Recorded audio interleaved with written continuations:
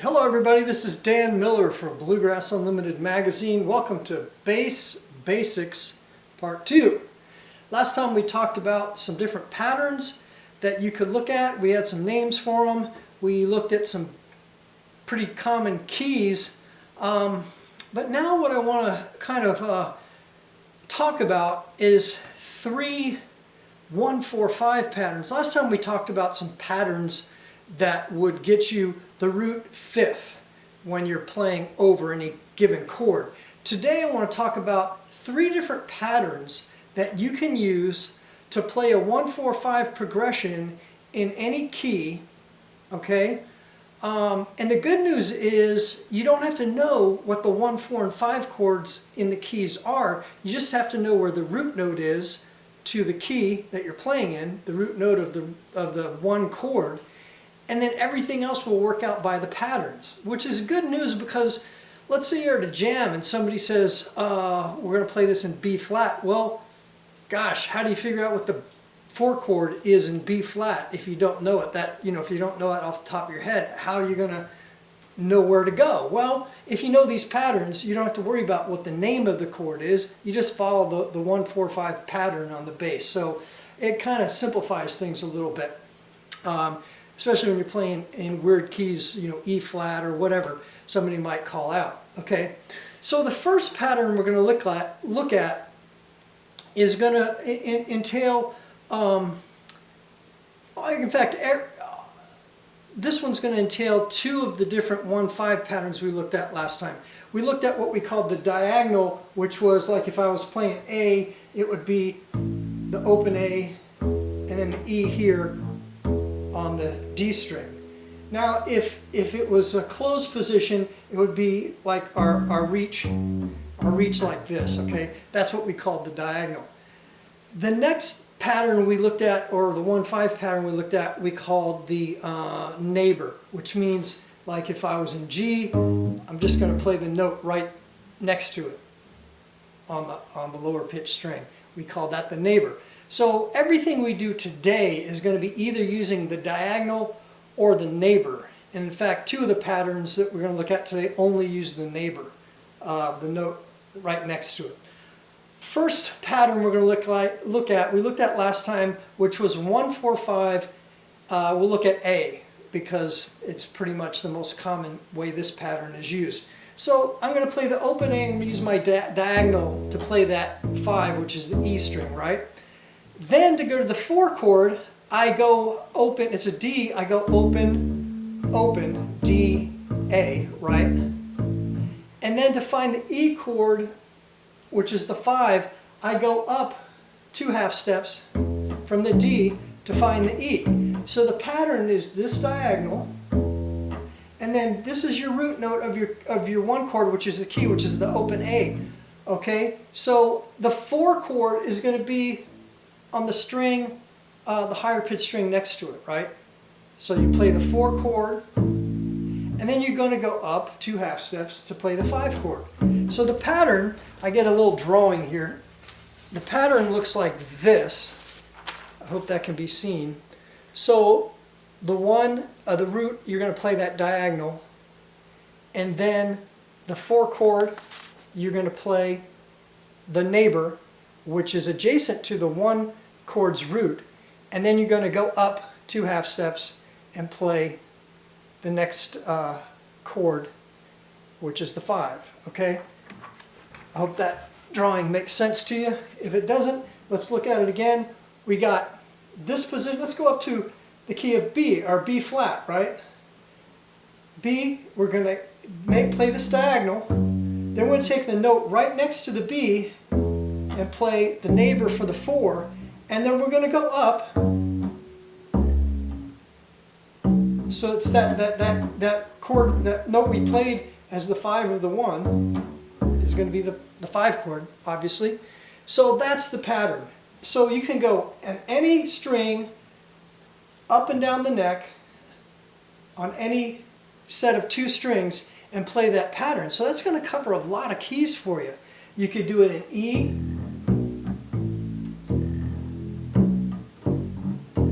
E right there, then you could go to F, F sharp, G. You can move that up. You could go in A here, then you could go to B flat, up to B, right? You could do it there. You could go on up to C if you wanted to, getting kind of high on the neck there. Then you could come over here and do it for D, right? And then you could go up and do it for E flat. You could do it for E. You could do it for F. So you can cover a lot of keys just with that one pattern, all right, moving it around. Okay, it's the diagonal, then it's the neighbor and the neighbor, and it's just in this little area of 2 half steps and 2 strings, okay? The next pattern we'll look at is also, we'll look at it in the key of A as well. So instead of playing our A here, we'll play our A here at this position, the A position, A note position on the G string. And then we'll play just the 4 and the 5 exactly the same as we did before. So we go A here,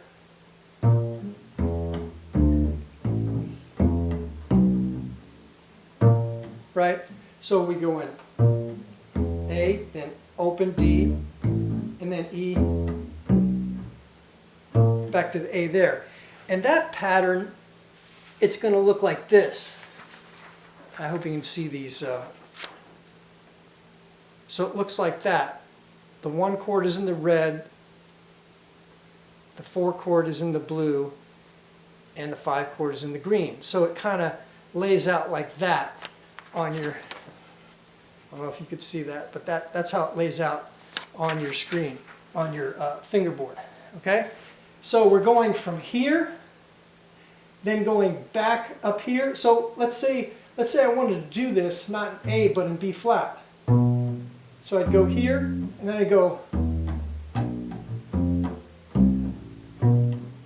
So here, these two, then go back this way to these two, and then down to these two.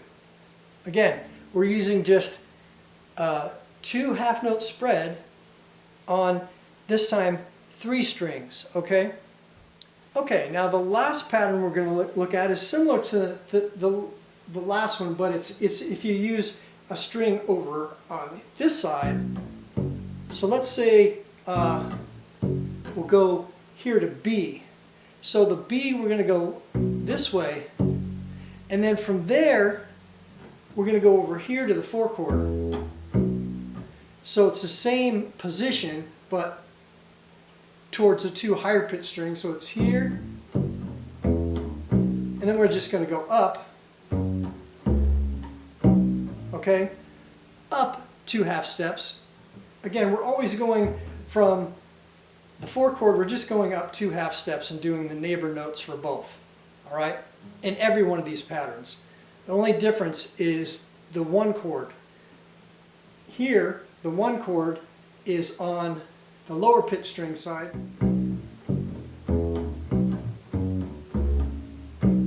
Okay, for the last pattern, the 1 chord was on the higher pitch side, and then the 4 chord was up and then going back down, whereas this pattern, the 1 chord's here, the 4 chord's on the higher pitch string side, and then the 5 chord is going up again. So that's your 3 patterns. This last pattern, if my graphics are working for me, the last pattern works like this, looks like that. Okay, so that is your 3 basic patterns. And if you're using those 3 patterns for your 1, 4, and 5 chords, you're going to be able to easily move around to any key. If somebody calls out E flat or B flat or some D flat, some weird chord key that you're maybe not familiar with, you don't have to panic. You just have to know where that root note is of the 1 chord, and then follow one of these patterns, and you'll have it. And typically, you know, if you're depending on what string you're playing your root note is, one of these patterns will lay out a little better. For instance, if you're playing B here, you can't use the second pattern because you don't have any strings, any more strings on this side. So the third pattern is mainly going from the lower pitch to the higher pitch, so you're going to use those, the lower pattern on notes that you would have on the lower pitch strings, and then the second pattern, which we did in the A chord here, in the key of A here, you're going to use on notes that the root note starts on these higher pitched strings, if that makes sense to you. And then the first pattern we use, you could use, you know, on any two sets of strings going up the neck. So work with those three patterns, and you can, you know, mix and match them when you're playing through the song. One time do one pattern, go to the different pattern. The next time you could be playing the key of A,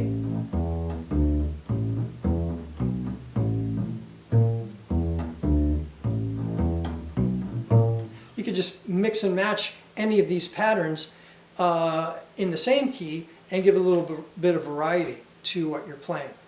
So work with those, have fun, and I'll see you next time. This is Dan Miller for Bluegrass Unlimited magazine. Thanks.